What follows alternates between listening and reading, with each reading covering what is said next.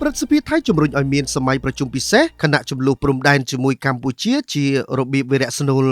សមាជិកព្រឹទ្ធសភាជាច្រើនរូបបានជំរុញឲ្យរាជរដ្ឋាភិបាលកោះប្រជុំសម័យពិសេសមួយដើម្បីស្វែងរកដំណោះស្រាយរយៈពេលវែងជុំវិញវិវាទដីព្រំដែនកម្ពុជាថៃការនេះកើតឡើងក្រោយប្រទេសទាំងពីរយល់ព្រមកែសម្រួលកងទ័ពក្នុងគោលបំណងបញ្ចុះកម្ដៅនៃភាពតានតឹងនៅតាមតំបន់ព្រំដែននេះបើតាមកាសែត Bangkok Post លោកមង្គលសុរសច្ចៈជាអ្នកដឹកនាំបណ្ដាសមាជិកព្រឹទ្ធសភាផ្សេងទៀតបានលើកឡើងថាការកែសម្រួលកងទ័ពកម្ពុជាឡើងវិញនៅខេត្តឧបលរាជធានីបន្ទាប់ពីការបិទច្រកព្រំដែនគឺជាសញ្ញាវិជ្ជមានប៉ុន្តែវាគ្រាន់តែបន្ថយភាពតានតឹងនៅព្រំដែនប៉ុណ្ណោះក្នុងន័យនេះលោកថាស្ថានភាពព្រំដែនកម្ពុជាថៃត្រូវតែមានការត្រួតពិនិត្យឲ្យបានដិតដល់ហើយដំណោះស្រាយប្រកបដោយនិរន្តរភាពត្រូវតែធ្វើឡើងជាមួយគ្នាលោកមង្គលបានអំពាវនាវឲ្យនាយករដ្ឋមន្ត្រីថៃលោកស្រីផែថងឋានឈិនវត្តបើកសម័យប្រជុំសភាពិសេសមួយក្នុងគោលបំណងជំរុញឲ្យរាជរដ្ឋាភិបាលលាតត្រដាងពីអង្គហេតុ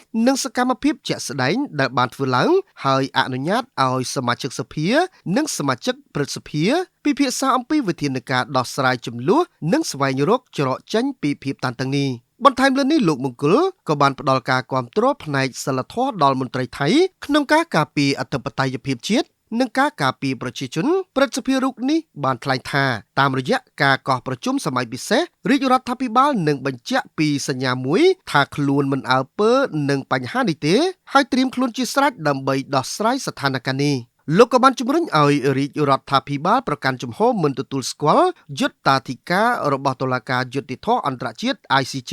ក្នុងចំនួនជាមួយកម្ពុជាផងដែរផ្ទុយទៅវិញលោកជំរុញឲ្យមានសម័យប្រជុំពិសេសឲ្យបានឆាប់តាមដែលអាចធ្វើទៅបានហើយចំនួនសមុទ្រនិងបញ្ហាតាក់ទងនឹងផលប្រយោជន៍ជាតិគួរតែត្រូវបានលើកឡើងក្នុងសម័យប្រជុំផងដែរយោងទៅតាមកងទ័ពថៃកម្ពុជាបានយល់ព្រមដកខ្លួនទៅកាន់ទីតាំងដើមវិញពលគឺឆ្ងាយពីកន្លែងប៉ះទង្គិចហើយលុបលែនដ្ឋានដែលបានជីកដើម្បីស្ដារតំបន់នោះឲ្យទៅជាសភាពធម្មជាតិវិញលើពីនេះភាគីទាំងពីរក៏បានឯកភាពគ្នាក្នុងការប្រើប្រាស់យន្តការគណៈកម្មាធិការព្រំដែនកម្ពុជាថៃ JBC